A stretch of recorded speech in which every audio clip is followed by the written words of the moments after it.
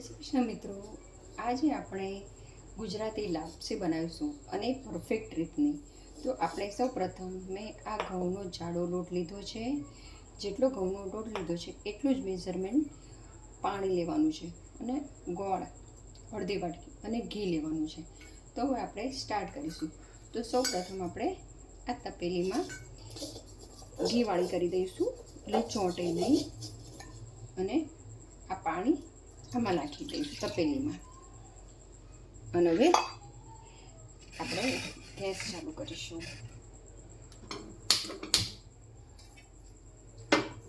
અને એમાં આપણે ગોળ નાખી દઈશું.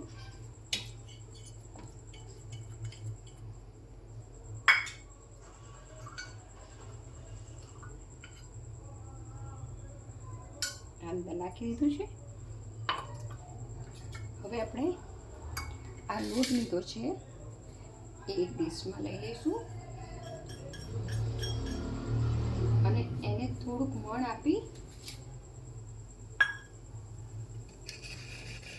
આપણે આ લોટને એક ડીશમાં લઈ અને થોડુંક આપણે તેલનું યા ઘીનું મોણ આપી દઈશું. તો હું આ ઘીનું મોણ આપું છું થોડુંક.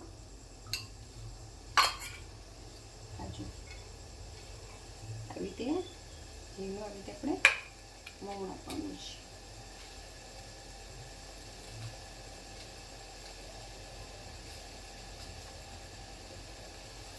આ પાણી ઉકળી જશે.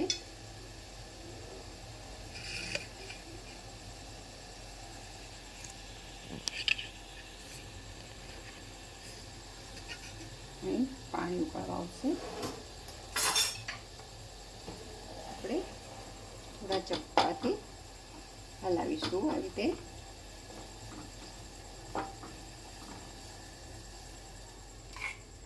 હવે આ લોટ આપણો છે એ આવી રીતે નાખી દઈશું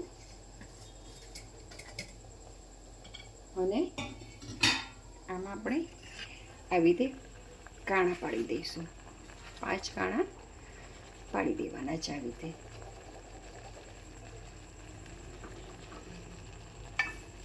આ જો આમાં સિંચાશે હવે.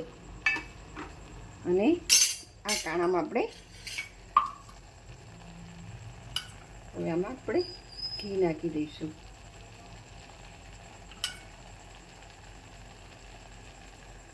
હવે આ સિંચાવા દેવાનું.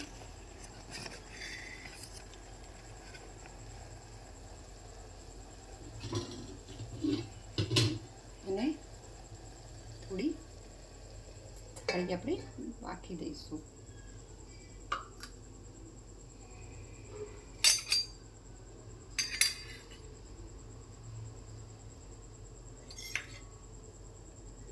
અને પછી થોડી વાર પછી આમ ચપ્પાની મદદથી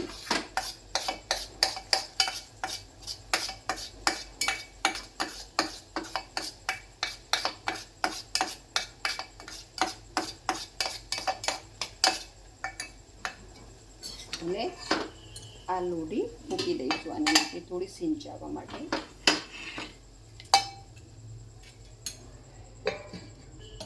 અને ગેસની ફ્લેમ થોડી સ્લો રાખવાની છે.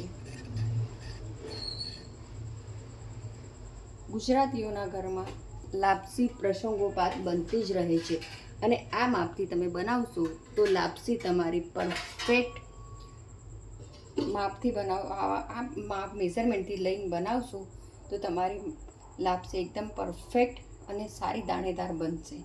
અને જો કદાચ પાણી આમાં થોડુંક વધારે પડી ગયું હોય તો તમારે થોડોક લોટ નાખી દેવાનો છે અને એ થોડું મોણ દહીં નાખવાનું, જેના કારણે તમારી લાપસી એકદમ સરસ રસાવાળી અને સારી બનશે. અને ગળપણમાં તમારે જેવું ખાતા હોય એટલો ગોળ તમે નાખી શકો છો, પણ આમાં તમે જેટલો ગોળ ઓછો નાખો તો લાપસી ટેસ્ટી સારી બનશે. હવે આપણે ચેક કરીશું અને વેલણની મદદથી હલાવીશું.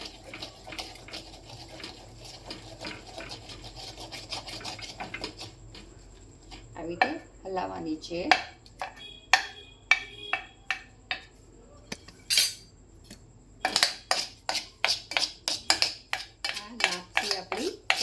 છે.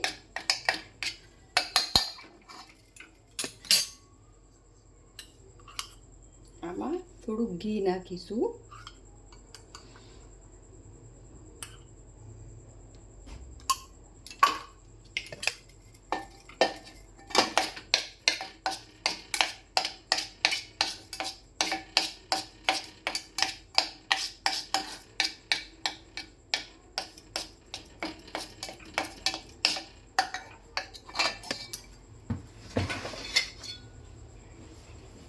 હવે આને બંધ કરી દો અને 5 મિનિટ રહી.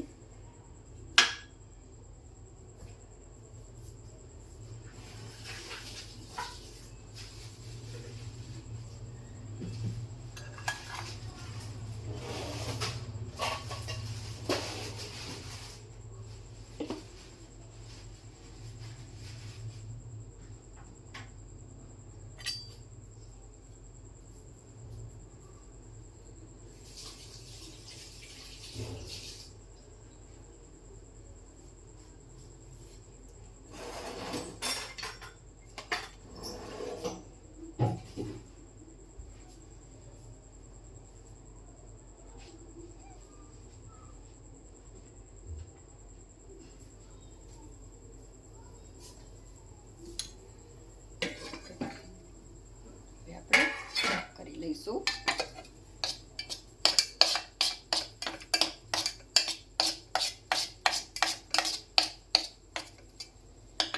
આપણી લાપસી તૈયાર છે.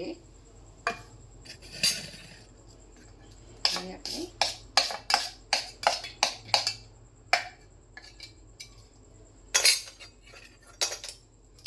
લાપસીને આપણે આમાં ગળી લઈશું.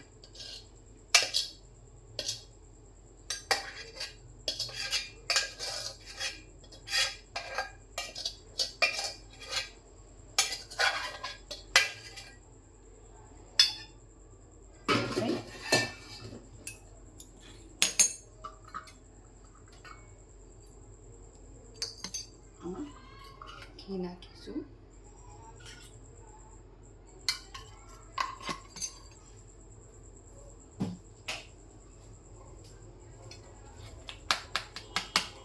આ રીતે થોડી ઠંડી થવા દઈશું.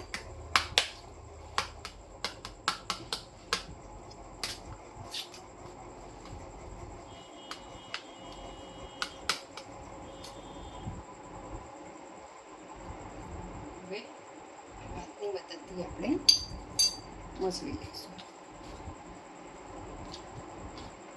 આપણી લાપસી